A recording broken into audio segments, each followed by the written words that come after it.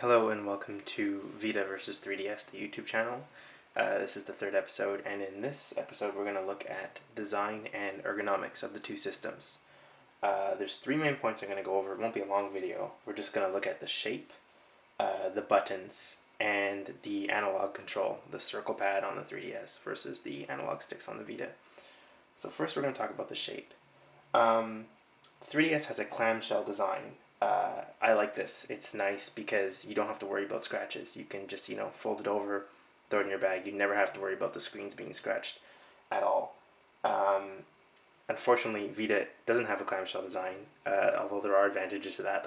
It's smaller, it's not as big when open or whatever, however you have it. Some people like the form factor of this, but the problem with this is that you need a case if you if you want to throw it in a bag, or if you want to, put it in your pocket with a pair of keys in them or something like that. Unfortunately, the case that it comes with, let's see if I can go get it over here. Here it is. This is in the first edition bundle. This is a big ass case. It's huge. I don't see how this obviously can't fit in a pocket at all. But it does the purpose if you're gonna throw it in your bag. So I do like the clamshell design of the 3DS. It's practical. It's useful. So it avoids scratches. So I do like that. Unfortunately, one thing about the 3DS that I want to mention that you can see clearly here is the shape of it. It has these pointy edges at the bottom, right here. When you're holding the system like this, like you're supposed to get access to, the bottom edges dig into the palms of your hand here, and after a good 10-20 minutes of playing, you're gonna get these little indentations in your hands, which they don't hurt. Hurting's the wrong word. It's just very uncomfortable, and it gets like that very quickly. Whereas Vita has nice smooth edges. Never really offends your hands when you're playing it at all. It's very comfortable. I like it a lot. So that is kind of a downside to the 3DS, the form factor.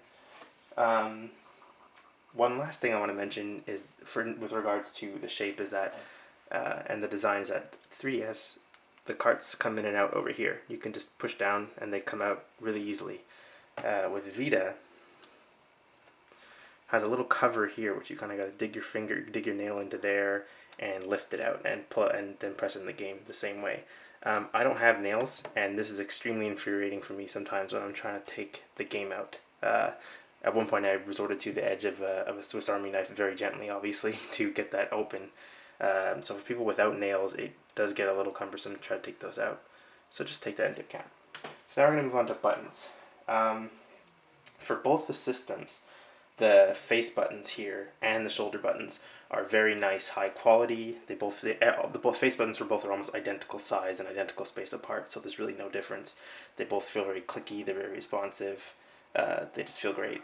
The shoulder button, same way. 3DS is a little bit clickier, and Vita's a little mushier, but I wouldn't say it feels bad. They both feel great. They're both very comfortable with regards to the buttons.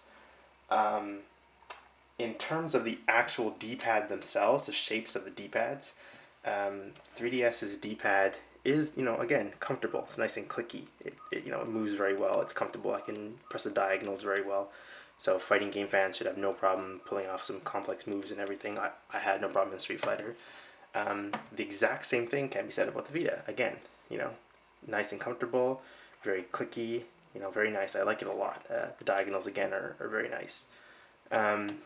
If I had to score a winner with regards to the D-pad, it would have to be the Vita, because it's ever so slightly bigger, and it feels a little bit more responsive, and it sticks out a little more, so it helps for those fighting games. But overall, they're both great D-pads in my opinion. So now, one last important thing I need to say about the D-pad. That was just talking about the shape. While the 3DS does have a great shaped D-pad, it has a horribly positioned D-pad. And I'll tell you why. In fighting games, all your buttons are important, not just your face buttons, also your shoulder buttons. So look how far apart the D-pad is from the L1 button. You really got to do this with your hand in order to reach this and the L1 button and the D-pad. Literally, after about 8 to 10 minutes of playing, it's excruciating. This hurts. I played Street Fighter 4 for 35 hours and 45 minutes, exactly according to my activity log, and almost every minute of that was an extreme amount of pain because I needed this medium punch button. I use this for medium punch for my combos with Guy. It was essential, and so are all the other buttons. So I couldn't map it anywhere else. You need all your buttons, and this is extremely uncomfortable to do. It actually really hurts after a while. Whereas on Vita, it's perfectly placed. This is nice and close. You don't have to do this and to get really far. It's nice and close. It's, you know, it feels super comfortable. It's not a problem at all.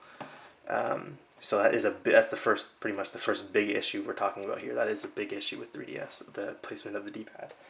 Alright, so now let's move on to the analog sticks and the circle pads. I just want to say both are extremely functional. They both work. They both do what they're supposed to do. But the 3DS circle pad feels a little grainier. It just feels a little grainier when you move it.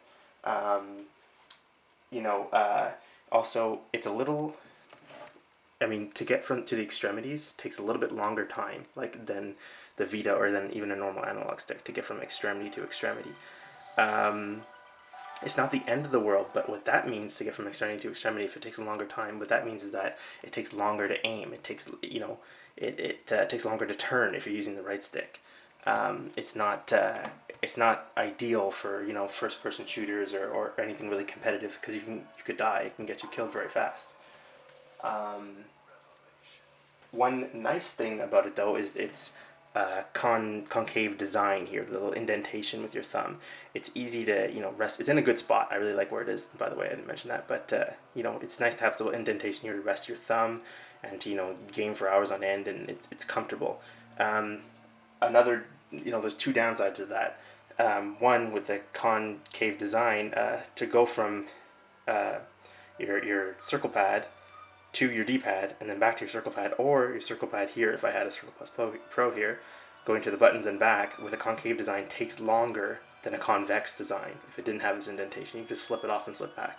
That split second could get you killed in an FPS, and I play lots of FPSs, so yeah. So now let's talk about the Vitas. The Vitas are really nice and comfortable. They're perfectly positioned. Again, you're not craning your hands too much. They're not as low as the 3DS's D-pad is, either of them. So they both, while lower than the buttons in the D-pad, they're not low enough to cause any pain. They have less resistance than the circle pad. Without feeling glidey, they are looser. They are looser, but they feel just that right amount, just like real analog sticks. They feel quite good. This means since they're less grainy and less sandy, it means for faster turning, faster aiming, you know, faster maneuvering, which, you know, can save your life in those FPS games. The downside, I guess, to the Vita is that it does take a little getting used to. The analog sticks don't stick up as much as console analog sticks, so they do take a little getting used to, and you'll find yourself, you know, they do feel a little,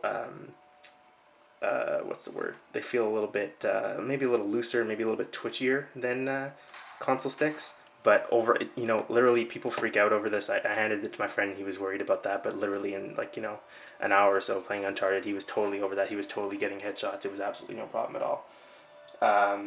And yeah, another big bonus is the convex design of the sticks. The fact that they're not concave, although not uncomfortable. Like I did say, the 3DS was comfortable with that concave design. They're not uncomfortable, but the good key feature is that they slip right off. You can slip your thumbs off and hit the buttons, and then slip right back and hit the D-pad here and slip right back. It's super quick. They're super close. It's super quick.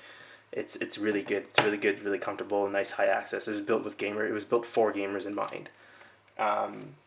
So yeah, that's about all the things I wanted to cover with regards to these two systems. Again, both have their strengths, both have their weaknesses, and it's up to you to decide which one you think wins. So thanks for watching, guys. Thanks for listening. Like, dislike, subscribe, and you'll get 2 more videos from me tomorrow about the launch of the Vita. I'm going to be comparing and contrasting the AR of the system as well as the Netflix apps of the systems tomorrow. So thanks for watching, guys. I appreciate it. Bye.